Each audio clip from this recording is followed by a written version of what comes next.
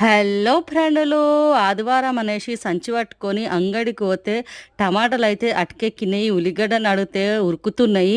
ఇగ ఆకుకూరలైతే నన్నైతే అడగొద్దంటున్నయి. ఇగ గాముచ్చట, గీమచ్చట అంతా అరుసుకొని ఇంటికైతే బయలుదేరిన.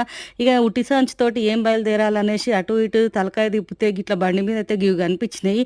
గివ్వెందుల్లా ఎర్రగైతే మస్తుగా కనిపిస్తున్నాయని చూస్తే యాపిల్లు. ఇగ యాపిల్ అన్నా తీసుకొని పోదాం, పిల్లలకు గివ్వన్నా పెట్టకపోతే ఎట్లా అని చెప్పేసి ఇంటికి తీసుకొస్తే నాకొద్దు నాకొద్దని ఉరుకుతుర్రు. గిట్ల చేస్తారా బిడ్డ మీకనేసి ఇగ మంచిగా శుభ్రంగా అయితే ఆపిల్లు కడిగిన.